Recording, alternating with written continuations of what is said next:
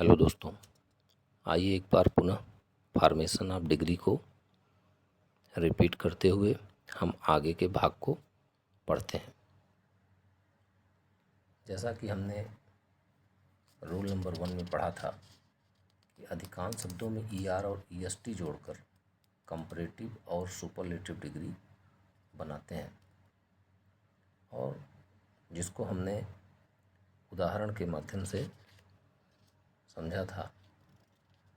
उसी क्रम में हम आगे बढ़ते हैं, जिससे स्टेप बाय स्टेप समझने में हमें आसानी हो।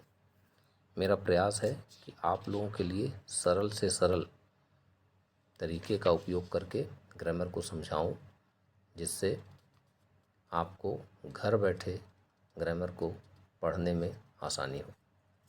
आइए इसको फिर से एग्जाम्पल को समझते हैं। पहला है टाल, टालर, टालेस्ट। दूसरा स्मॉल, स्मॉलर, स्मॉलेस्ट। तीसरा कोल्ड, कोल्डर, कोल्डेस्ट। चौथा शार्ट, शार्टर, शार्टेस्ट। पांचवा हाई, हायर, हाईएस्ट। छठवां स्वीट, स्वीटर, स्वीटेस्ट। और सातवां लॉन्ग, लॉन्गर, लॉन्गेस्ट। जैसा कि आप देख रहे हैं कि कंपैरेटिव और सुपरलेटिव डिग्री में ER और EST जोड़ा गया है। आइए रूल नंबर 2 को पढ़ते हैं। रूल नंबर 2 में यदि किसी शब्द का अंतिम अक्षर कॉन्सोनेंट अर्थात व्यंजन हो और उससे ठीक पहले कोई वावेल हो तो व्यंजन 2 गुना हो जाता है, अर्थात अक्षर डबल हो जाता है। जैसे एग्जाम्पल के माध्यम से समझते हैं। बिग, बिगर, बिगेस्ट। बिग में जी के ठीक पहले वावेल आई है, इसलिए कंपैरेटिव और सुपरलेटिव डिग्री में इसको डबल कर दिया गया है। दूसरा थिन, थिनर, थिनेस्ट।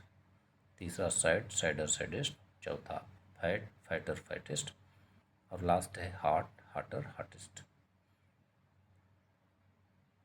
इस तरह से हमने समझा कि रूल नंबर 2 में वर्ड को डबल कर दिया गया। आइए रूल नंबर 3 को देखते हैं। रूल नंबर 3 में यदि किसी शब्द के अंत में वाई हो तो प्रायः वाई को रिमूव करके IE कर दिया जाता है। आइए इसको एग्जाम्पल के माध्यम से समझते हैं। पहला वर्ड है हैप्पी, कंपैरेटिव डिग्री होगा हैप्पियर और सुपरलेटिव डिग्री होगा हैप्पीएस्ट। इसमें देखते हैं कि वाई को हटाकर IE कर दिया गया है। दूसरा वर्ड है